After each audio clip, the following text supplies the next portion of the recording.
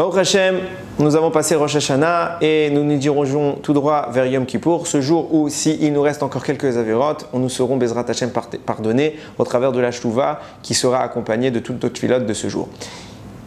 On se pose toujours la question de savoir quelle est la nature, l'essence de Yom Kippour qui permet à tout le peuple juif finalement de se reconnecter avec la présence d'Hachem et d'obtenir un pardon qui est si difficile en temps normal à obtenir. Pourquoi Kippour a cette capacité de kapara?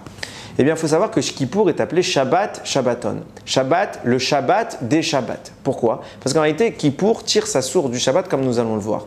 Pour comprendre ce qu'est Kippour, il faut donc comprendre ce qu'est Shabbat. Qu'est-ce que c'est que Shabbat? Le Nefesh HaChaim écrit que l'homme et le reflet, c'est un microcosme, c'est le reflet de la création en général. L'univers a été créé dans la même proportion que l'homme. Et dans cette idée-là, de même que l'homme dispose d'un corps et d'une âme, l'univers dispose d'un corps et d'une âme. Le corps de l'univers, c'est toute la matérialité, tout le cosmos, toute la création.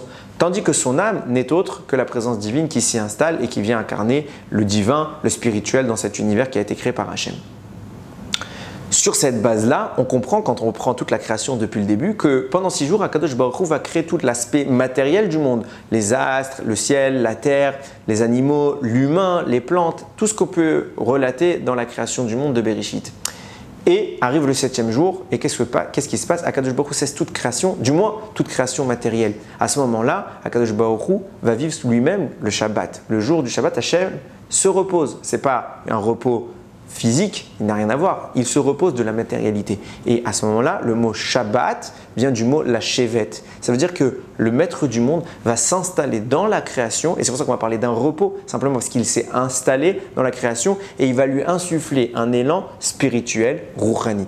Le jour du Shabbat est le jour où le cœur de l'univers s'est mis à battre.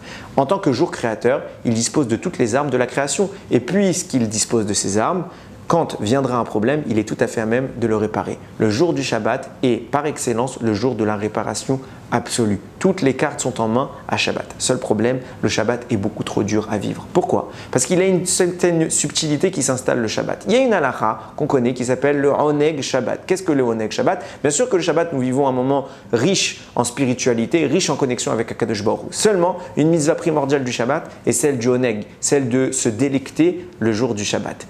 Comment nous faisons cela? Nous faisons cela au travers du repos, nous faisons cela au travers de la nourriture et de tous les aspects matériels de la vie qui doivent nous procurer un plaisir particulier à Shabbat.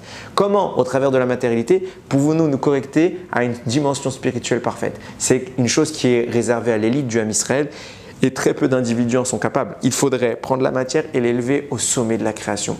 C'est extrêmement compliqué. Peu de gens y arrivent. En y arrivant, alors nous arrivons à la connexion parfaite à Kadosh Baruch Hu, et à ce moment-là, la notion de faute disparaît, la notion d'erreur n'a plus sa place, et tout est réparé, tout retourne dans son aspect parfait, créé par Akadosh Baruch Hu. Seulement, pour nous, comme des mortels qui sommes tout en bas de l'échelle, comment faire? Puisque le Oneg est une difficulté finalement. Il est une chose facile à vivre, mais il nous empêche, il se heurte à notre volonté d'aller vers le spirituel. C'est pour ça qu'Akadosh Baruch Hu va nous créer un autre Shabbat, le Shabbat, Shabbaton. Pourquoi 2 fois écrit Shabbat?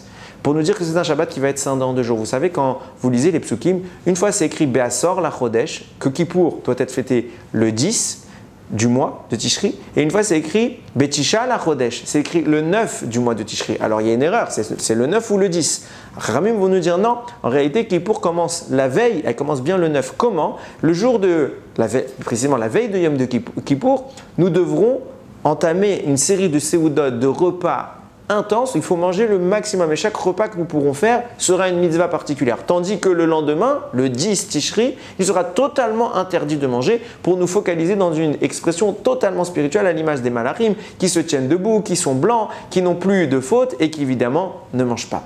On voit bien que le jour de Kippour finalement, c'est un Shabbat scindé en 2 jours. Shabbat a cette spiritualité intense mais qui est quelque part modérée par notre incapacité à vivre cette spiritualité dans le Oneg, dans le matériel, dans le profit. C'est pour ça qu'Akadosh Baruch Hu va nous faire une offre de secours et il va nous dire c'est pas grave, vous allez vivre un Shabbat en 2 jours. Le Oneg Shabbat, vous allez le faire le 9 Tishri, c'est pour ça que je vous demande de manger. Mangez à satiété, vivez le Oneg, délectez-vous de la matière. Et l'aspect spirituel du Shabbat, vous le vivrez le 10 Tishri. Comme ça, arrivé à ce jour-là du 10 Tishri, qui est le vrai jour de Kippour, vous n'aurez plus l'oneg comme frein et vous pourrez vous connecter parfaitement à Kadosh Baruch Hu avec la dimension du Shabbat.